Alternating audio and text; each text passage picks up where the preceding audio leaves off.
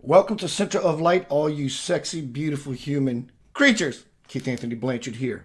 It's been a while since I've done Center of Light. Computer went down. You know the story. I've whined about it for a long time. But blessed that you are in my life. You rose to the occasion, and I appreciate you for it. I love you for it. I love being with you for it all. It's been a while. I've been having some dreams lately. That's a word. Experiences lately with higher divine beings, avatars. Jesus, Buddha, Krishna. Anyway, it's not a, hey, look at Keith. It's a, hey, look, it's happening to someone. It just so happens to be me because I've done many years of work. Or you're doing the work, the play rather. Are you playing with yourself? Or are you enjoying the time that you are intimate with yourself and expanding that and wielding it into a greater possibility? So last night, beyond these experiences I've had with these higher level energies, showing me Center of Light Foundation, everything's backwards, so forgive me. Center of Light Foundation is doing very well as far as what's coming down the pike. I'm so excited. So for those who are curious as to why I'm going on in this rant, this monologue about my dream experiences, when you get a moment, get on Google or whatever's your favorite search engine and look up stepping in dog poop dream meaning. It'll fascinate you. Tonight is Center of Light Radio is back, and I cannot be more happy about it than to have someone who's been on the show, I think possibly twice, definitely last year. I want to grab something real quick while I'm thinking about it. This is so new to me. I lost my muscle memory. For those, thank you very much. Fundraiser, Center of Light Radio. Support Center of Light how you can, be it a monetary gift, a sharing, or a praying. It's all up to you. Let me refresh something.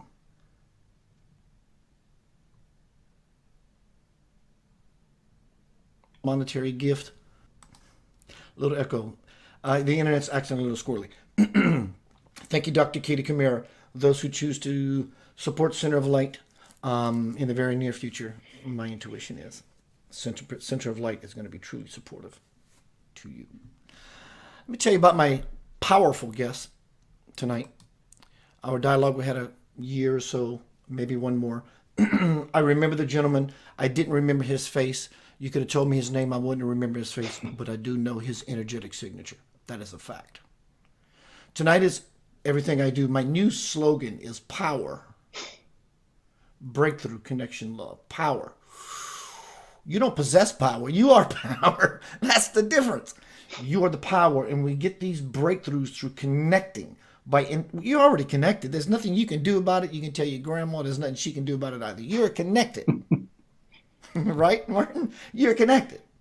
You are the link. You're the bridge. You are the everything that makes the next potential thing even more grandiose and possible, which brings us back to the end resolve, which is love itself. Tonight, my guest, Mr. Martin Wells. This is a story about a strange, and I don't want to know anything about what happened. I don't do my research. I want to hear it just like all of us. And keep in mind, y'all, I see him yawning in the green room, and I saw him rubbing his eye. It's 1 o'clock in the morning there for my bro. This is a story about a strange, I'm going to emphasize that word. This is a story about a strange encounter on the golf course with someone who, on the face of it, knows nothing about golf, but who ends up teaching the author about the inner, oh dear Lord, I love that metaphor already, inner game, and questioning his approach to golf and to life itself. I am so getting where this is going. It's not just about golf or sport, nor about improvement or progress or how to do something. If anything, it points to a way of living effortlessly, that is free and harmonious. That is to the essence of mindfulness and non-duality. Each of the 19 chapters contains a lesson that the author palpably resists for the first few holes, but gradually he comes to realize the profound truth in the teaching of the stranger and begins to understand the radical, oh my God, I love that word, radical transformation, radical perspective of no one playing. Martin Wells has worked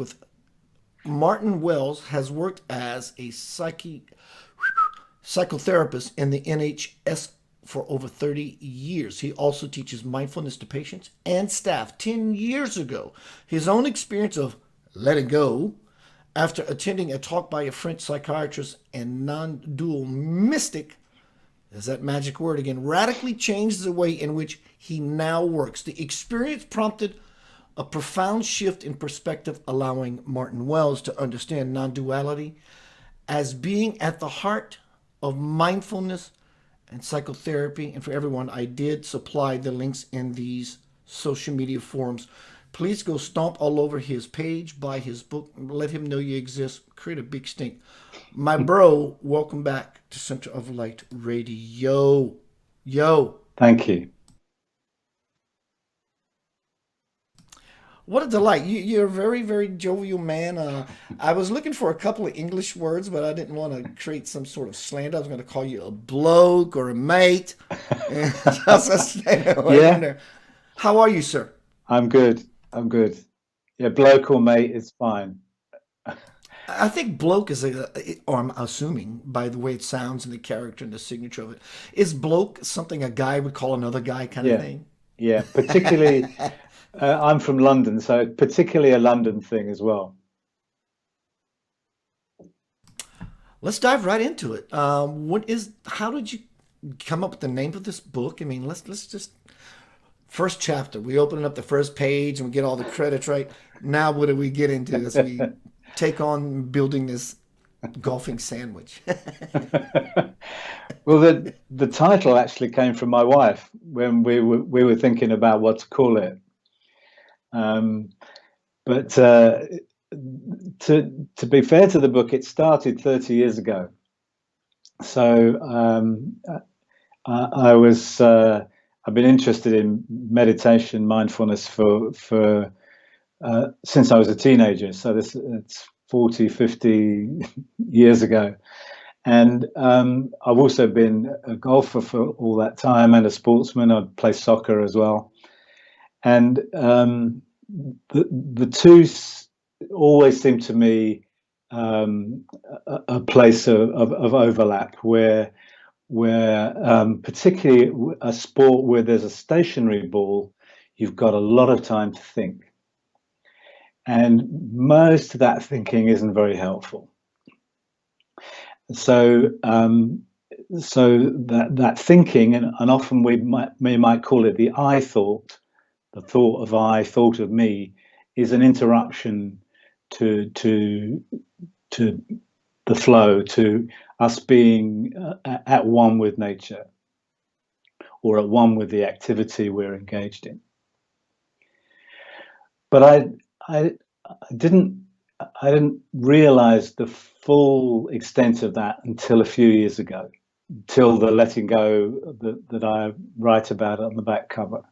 So it's a bit of a memoir, really. So the first bit was me not having realized that, although having intimations of that, interest in that, and then the last half has been since realizing that radical perspective of non-duality.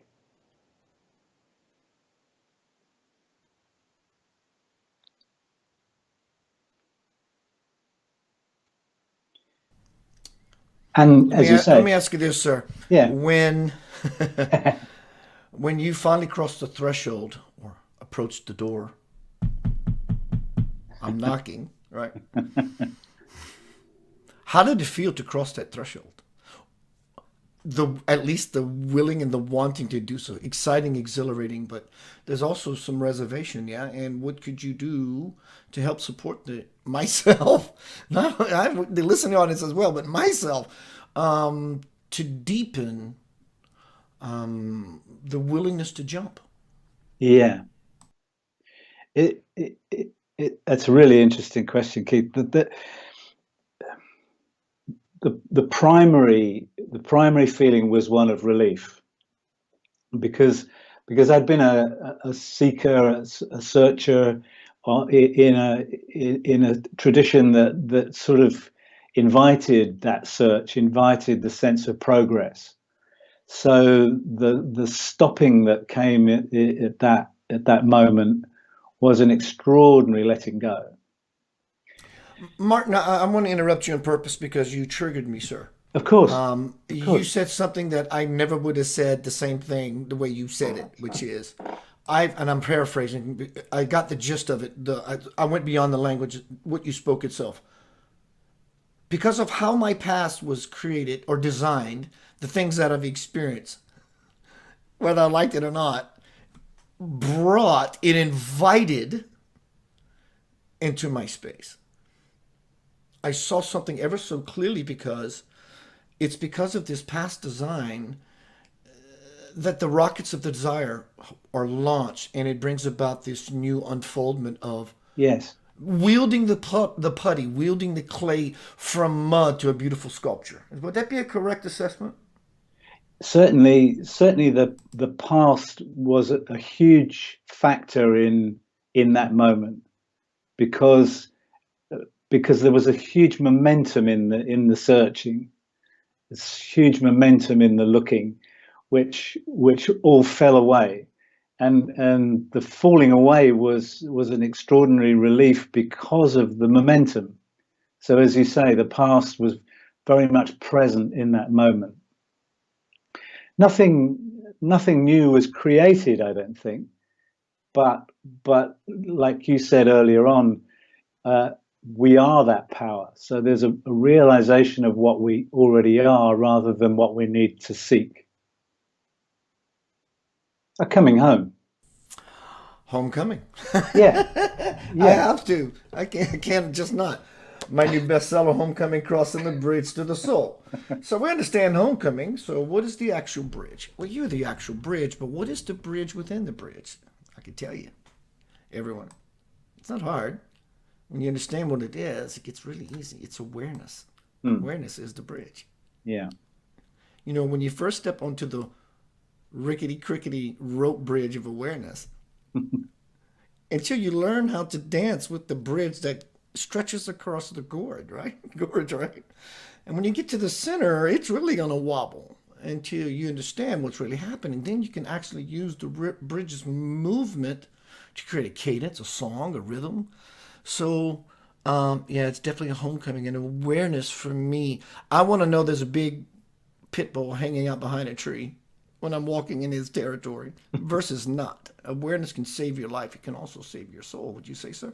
Yeah, yeah. No, for sure. It's the key. It's the key, and in a way, the book, although it's about golf, it's not about golf. It's about, All right. it's an instrument for ancient Eastern mystic teachings to come into the modern life, to the Western life, and they are to do with our true nature. Who are we at source? Not the I thought, not the individual being, but the me. But who are we at source? What's our true nature? Golf has become, well, it's always been popular, but it's actually starting to trickle into the youth. I know some really young kids. You know, I always associate it with money, Yes. which it is, money, and I know very little about it, but um, and there's like a certain percentage of females that are involved, like 30, between 30 and 35% of Mm, females involved in it. Why is it so popular? I mean, what's the luster mm. about it? It's really interesting. I think it's unique in several ways, really. So most playing fields, like a soccer pitch or an American football pitch or a snooker table or a pool table, they're standard. They're just fixed, and they've got to be a certain size, they're flat, etc. A golf course isn't like that, and they're all different. Uh, and they're all different aspects of nature. So there's no sort of uh, there's no sort of way you can play it without immersing yourself in nature, feeling that connection with nature, and that's amazing. That's beautiful, and it's also tantalizing because um, there the ball is, it's not moving about, so you should be able to just hit it in that direction. And of course you can, and then the next time you try, you can't. And what's the difference? Let me ask you this, sir. How long have you been golfing? um well, I'm now 71, so probably about 60 years. So that being said, being a veteran on the field, the open, no boundary field. I love the way you explain that. There's no boundaries. There are boundaries, but there really is no boundaries. You have to play within. But have you noticed when you're golfing or just watching others, even watching it on TV, whether the person's attributes as a being, someone who might be chatty, someone that might be flashy, that it's most important to have no thought when approaching the not only the game but more intimately the ball itself and Yes, it being your turn. yes. And let's say John Doe is next to you and you're having a great time out for lunch and you're just golfing a few holes. Uh-huh. And when John Doe is a little chatty, he is a little shatty.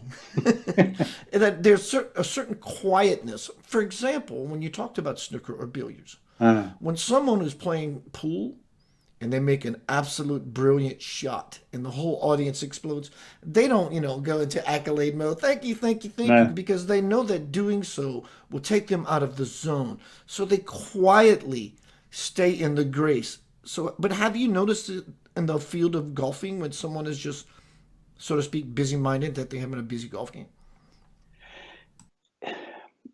Yes. I mean, I think one of the attractions that you're asking about as well is that stillness that is necessary within the busyness of our minds, and of course, um, it can be a lovely constant reminder just to be still, just to not only keep the head still, which is a classic thing in golf, but also to keep the presence still, keep the mind still, um, and then out of that stillness uh, comes the zone, the flow. We can't create it, we can't achieve it, again, because we are it. It's more again through that We are the awareness. power. Yes, exactly. We are the power. We are the stillness. We are the grace. We are the joy of the game. All of that. That's what we are. I have a friend of mine, dear friend of mine. It's been a while since I've seen him. He's one of those cats who live in the rich neighborhood, right? Big house. Very down to earth guy because of being a full time professional musician for years. Uh-huh. And he and his wife and their whole group of beautiful people were connoisseurs. They go find the best bands in TV. And so we met and standing next to each other in a trough. What's up, man? You in the band? And that's how that conversation started. Yeah. And but he teaches golf. His name is Rob Akins. He's world renowned. Mm. You can look him up if it's something if you're that interested in the game, Yeah. not No. Well. to Yeah. me to prove anything. He's well renowned, and he was teaching people one by one, and they would come in all over the world weekly, and he was asked to why he lived in the richest neighborhood in the big old house. So one day, after so many years of doing this, he decided to hold these classes for these people who fly in from all over the world. and the amount of money he was making then, it just quadrupled itself. But anyway, he could not swing a club whatsoever. He was horrible at it, but he had such an amazing presence and eye for it that he can say, "I saw you hiccup when you swung that golf club." How was your game, sir? You pretty good? Still working? Yeah, I still play off single figures, and I enjoy it more. And since in fact revisiting some of these ideas recently, I've probably been playing better and more enjoyably than I have for some while. And the inspiration came initially from a fellow American of yours, Michael Murphy, who wrote a book called Golf in the Kingdom. And there's a little phrase in there that helps me and is related to my book. And he says, let the nothingness into your swing. Yeah, so he's talking. Wow. Yeah, Wow. yeah, Don't try to swing. I yeah, love it. exactly. Don't try to swing. And it applies across the board. Don't try to meditate.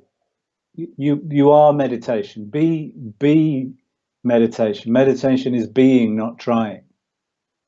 If there's someone trying to meditate, that's not meditation, actually.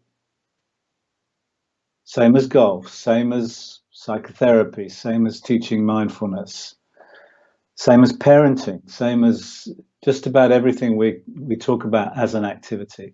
Musicians talk about the music coming through them, the lyrics coming through them, the compositions coming through them.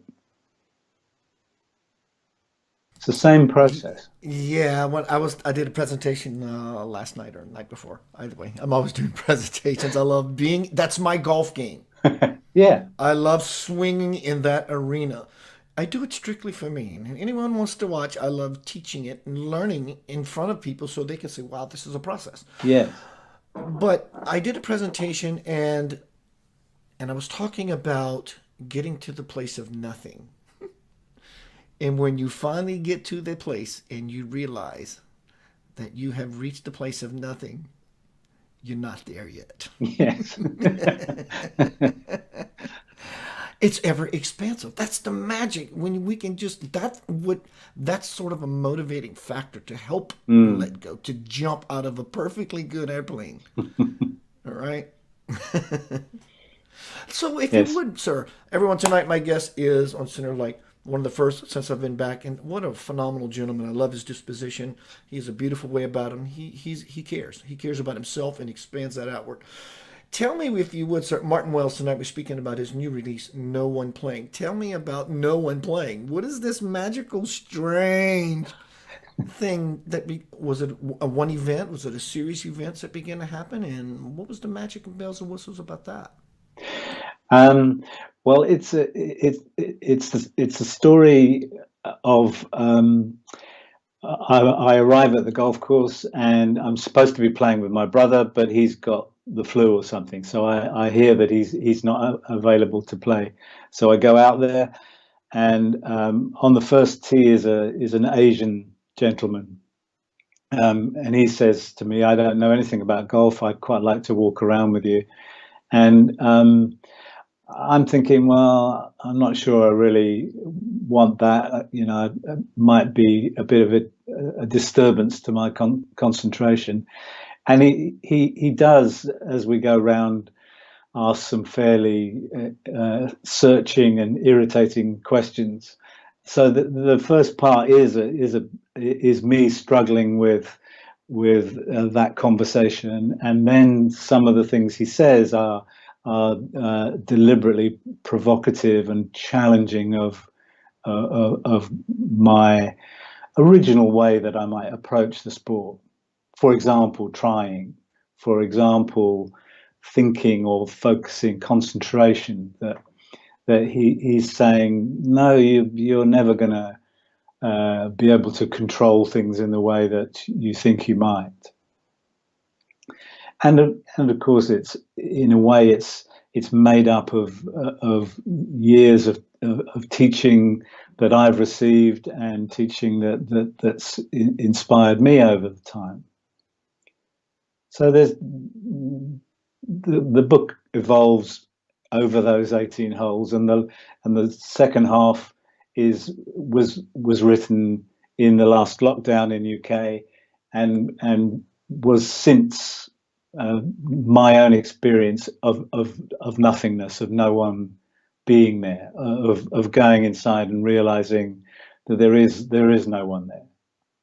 There's spaciousness and there's connection, but actually no one's present. Intention is in tension. Tell me about it. It's good, isn't it? Right? Tell me about it. That comes from my French friend and colleague Jean-Marc Montel. So it's quite good in a French accent, I think. Intention is intention. And again, golf is a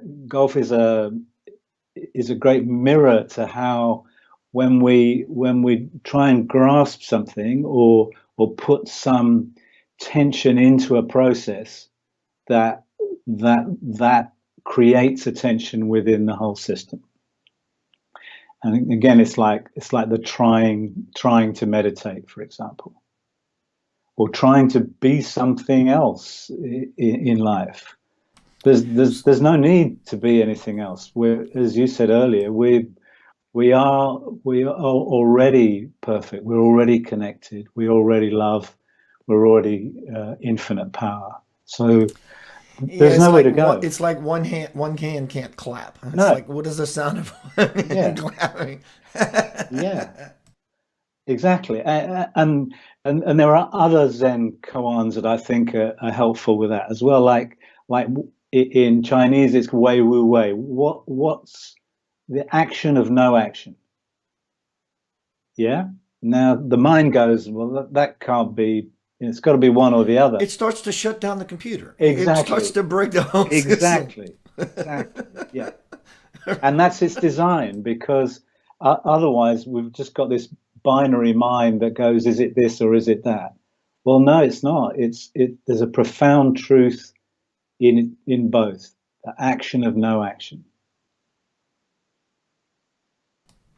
You sit with that long enough and something just might happen. Yes, exactly. Tell me about ego and humility talked about in your book, Sir No One Playing. Well,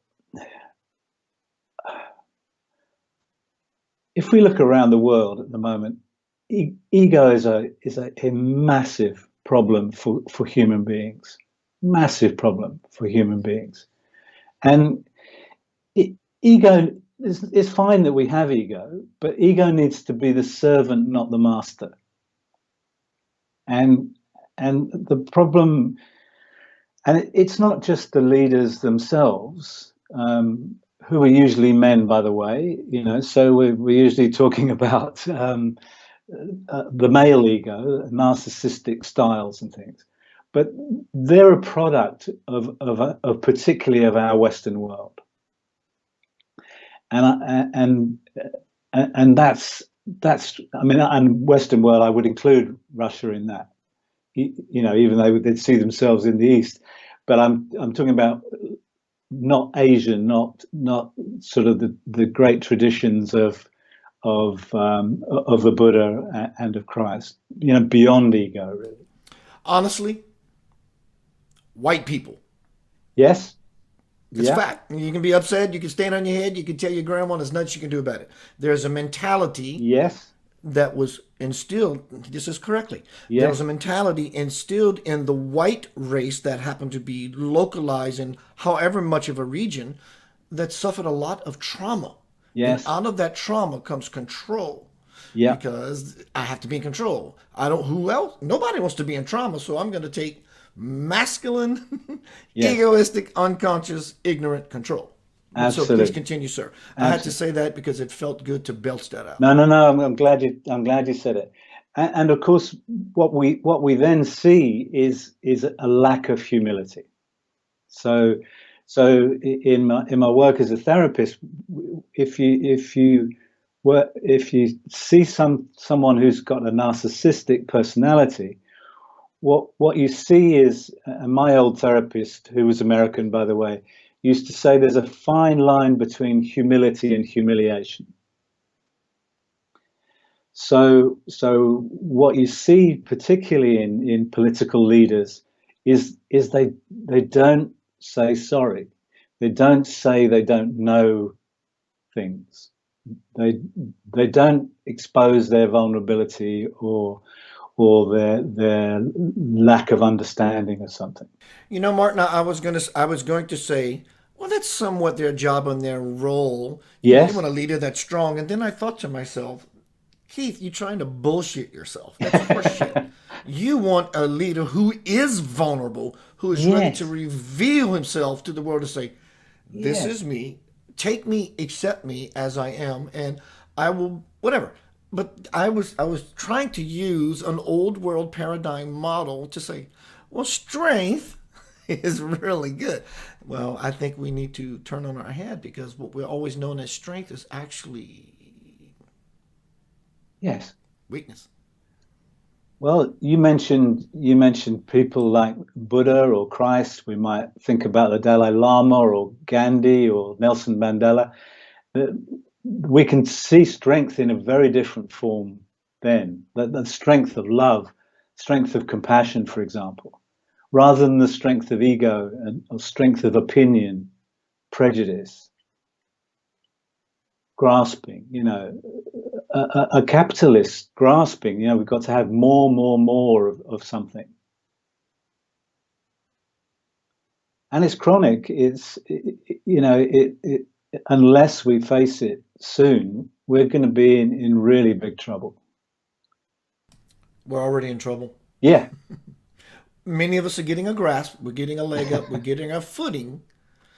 But sometimes in trying to get your footing, you can still wobble a little bit because we haven't been standing yet. yeah, So yeah, sure. yeah, I get it. How have you been, sir? If you don't mind me asking, feel free to answer or not. How have Yeah. you been feeling? How have you felt still through this whole beautiful mess for the last couple of years? Have you been solid? Did you wobble? I wobbled. I was pretty solid. I love what I do. I sit in this chair. So it Yes. really didn't, quote, affect me. It Yeah. affected my heart to see the unfoldment of what's happening in the world. I Yes. had one funky, wonky day. I woke up from a sleep experience with some nasty little being, and I wasn't afraid. It was the energy it just Mm, poured on me like a bucket of dirty mop water. mm. I just woke up feeling strange and off. But how did you survive this, sir? My first experience in the very early part of the pandemic was excitement. Um, I was excited as well. yeah, and in that first month, for example, you could see fish in the lagoons of Venice for the first time in years and years. You could see the Himalayas from parts of India that hadn't seen the Himalayas for years and years. You could see China from a satellite. Uh, in that first month, that's what happened in terms of pollution. And at the same time, financial markets were crumbling like houses of cards because they weren't built on anything other than debt and some sort of false confidence or trust. In a month, that happened, and I think that was a really exciting possibility, a window for us to do something else. But that that excitement didn't last all that long because then I could see, and I don't know if it was the same in the US, and I've followed Trump's managing of that very closely, but in the UK there was a determination to get back to normal, and my response to that was why? Either What? way, it ain't coming back. There's no such thing. Why would you want to get back to normal? You know, I mean, particularly again in Western culture, but the biggest killer of young men in our country is suicide. do we really want to get back to that sort of problem with mental health in our worlds? I don't think so. Something you said, sir, just a little bit ago sparked something in me that I noticed. You noticed that the earth got cleaner Yes. immediately. No smog, no emissions, carbon dioxide. What No. I've noticed from where I sit, and I've noticed that as well, and I'm grateful. The Mother Earth needed a breath. Yes. Yeah. She's been pounded all night long. She's been raped. Yeah. Someone's been on top of her all night long. She's like, "Get off of me! I'm tired." Yeah. But what I noticed was, ironically, beautifully, poetically, and our no longer being able to be together, we found a connectivity to Mm. each other. It's just Mm. delicious. Somehow, in our separating, we found, it seems like we tapped into our common thread of unity. Yes. What is important here? My life has changed, and we Yes. start realizing it's John who lives next door, or my family who lives across town. Or now it's my country. Now Yes. it's the world. People are waking up in the droves, and like Yes. I've always said, for those who are curious about what to expect in these times of cosmic change Yes. at your cosmic self level, Yes. is let Yes. things happen. Just let them happen. Yes. Step back, watch it. No matter what you believe, trust me when I tell you, your good karma will always protect you, walls erected or not. Yes. Your bad karma will find you. It's not Yes. a praise or punishment situation. It's a fact of the matter situation. Yes. So realize this time is the greatest launching platform in the history of the human being. In Yes. fact, the entire universe. That's Yes. why the entire gaze is upon us as a human being, a species on Earth. That's why all these cosmic beings are coming. Christ-lit beings, higher extraterrestrials, lower extraterrestrials. They want to see what all this noise is about. And the Yeah. noise is you. You're the rock star. Let me ask you this, brother man. Why did you write No One Plan? Was that something we covered a little earlier, or is it deeper No. than some? No, I don't think we did. Since that time, we must be 15, 20 years ago now, that I had that realization of stopping and of letting go, and of no one being there, in a sense. There came something else. I hadn't written much at that stage in my life, maybe an article or two for a journal, but there came an internal impulse to share these teachings. I mean, they're not mine. They're thousands of years old, and but there came an impulse to share them, and initially through the book on psychotherapy and mindfulness, because that's obviously the day job. That's what I do. But also then because of my love of golf, and I know there's lots of golfers that are interested in the inner game, then that book also needed finishing. I mean, it was already there on the back burner, and it needed finishing because I felt an impulse to express the non-dual through the vehicle of sport. I thought of a title for you. You're welcome to have it. Since this golf book you wrote is about golf, but it's really about life. It's an approach to the game of Sure, life, right? sure. Your next book could be In the Name of Golf, meaning in the name of God, for instance. Yes. Let me Thank ask you. you this: Have you written Have you written any other books on this theme? On the theme, yeah, well, yes. Uh, Very different again, but my wife had an operation on her hip back in February of last year, and she needed to sleep on our sofa for a while because she needed to sleep in a certain position and not turn over.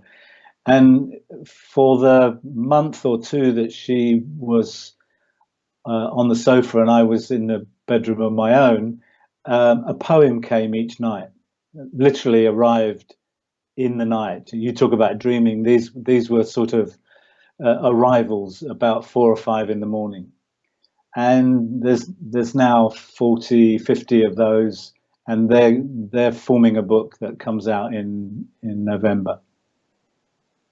Again, very much same themes about life and death and our personal, our true nature, basically. So some of the poems about nature, natural themes, but all around non-duality and our exploration of our true nature. Speaking of true nature, every once in a while this thought will come through my consciousness, and I want to pitch it to you. How does it feel to be Martin Wells? Well, How does it feel, just generally, a couple of words, a sentence, how does it feel to be Martin Wells? that's such an interesting question, because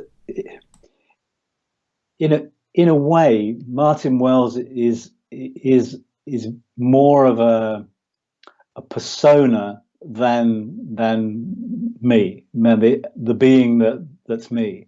The being that's me, my true nature, as we call it, and same as all of us, it doesn't have a name and address.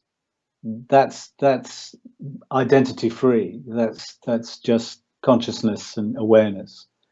But yes, there is a Martin Wells. There's a I think he's Canadian, actually. There's a Canadian writer called David Cars who writes about on this theme. It's a lovely book, actually, called Perfect Brilliant Stillness. And by the end of the book, he calls himself the David thing. So there is a David, but it's still got preferences. He prefers coffee to tea and gets angry at the traffic lights and things. But it's not him anymore. It's just a persona. It's just an aspect of his conditioning, in a sense, that's still present.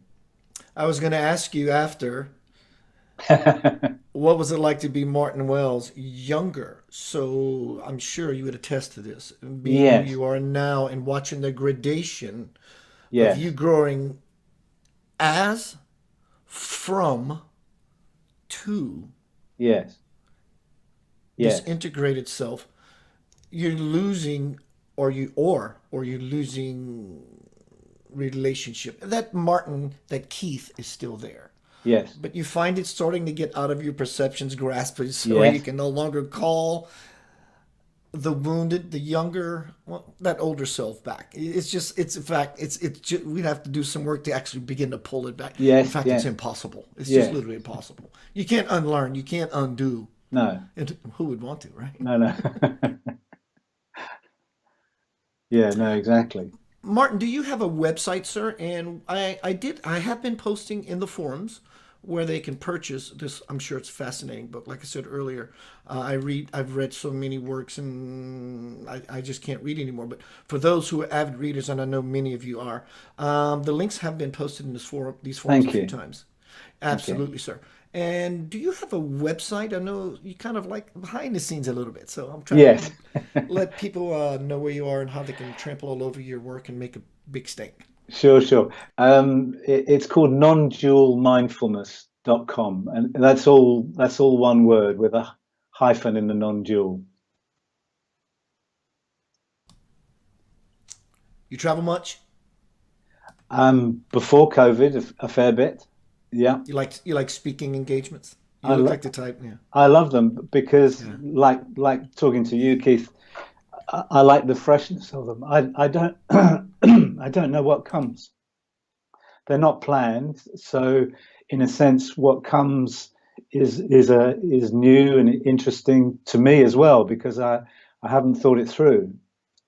And in relationship to someone like yourself, I don't know where you're going to go with that, and that's great. I'd rather not know, so that we explore that together. They're fun. Sir, I appreciate you being here on Center of Light. You're welcome here anytime. What's coming down the pike for you, sir? You said you had another book in the tank coming down the pipeline that you're working on. What's happening with you? Yeah, the other book. There's another book that I'm thinking about. There's a radio presenter in this country who has got a podcast called Life Lessons from Sport, and he's called Simon Mundy, and he and I are just gently thinking about something in the future. And I love his work, and he's interviewing lots of key sportsmen and how they manage their inner game, and how they've used sport to really learn about themselves and about life.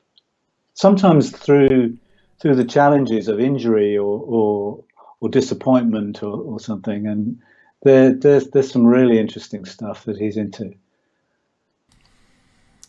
Leave us with a final thought if you like. Let it go. Okay, well, I'd not want to stop without mentioning what's going on in Europe, in Ukraine and Russia at the moment.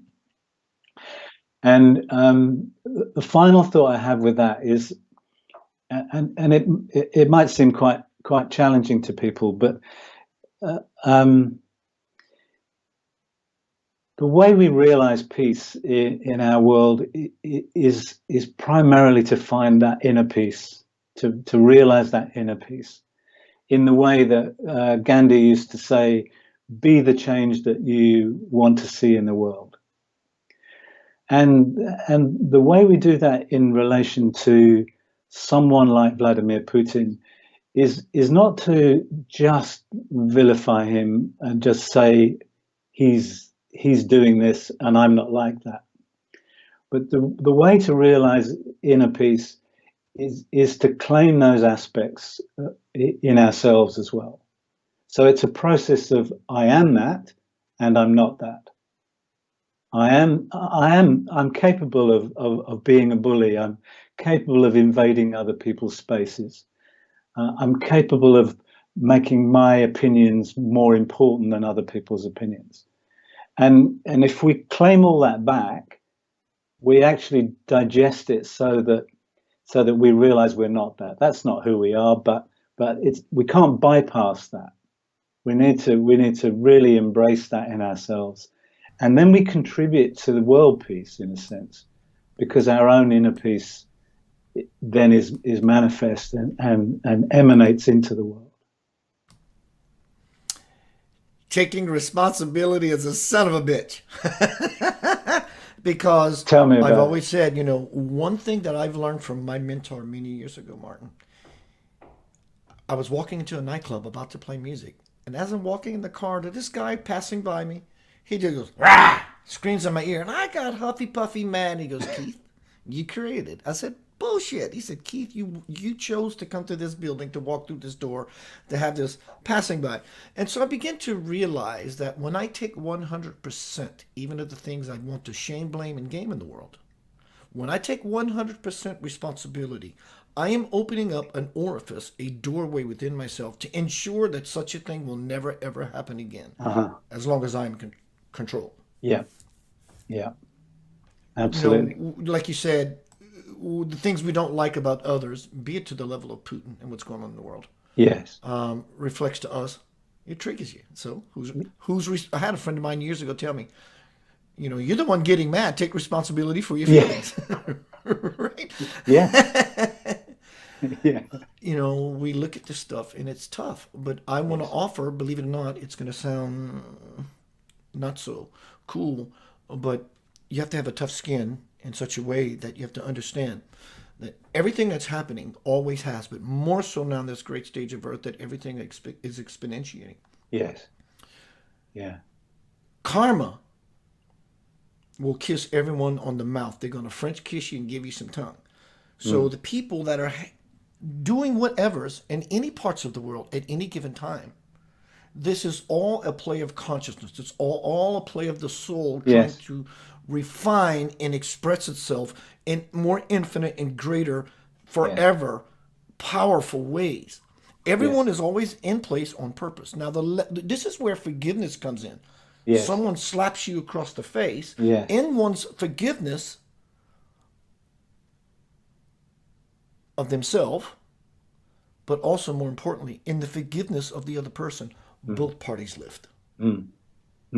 So when I forgive the other person, they lift because they're caught in the karmic loop as to why they keep doing what they're doing. Yes. And I happen to be the one that attracted them. Some people say, Martin, you probably heard this expression that what they did to me was so bad, I hope I am there when karma comes pay them a visit. And I say, well, maybe the same karma kissed you on your face as well. Right? And so it's in that forgiveness pattern, that forgiveness place, that grace.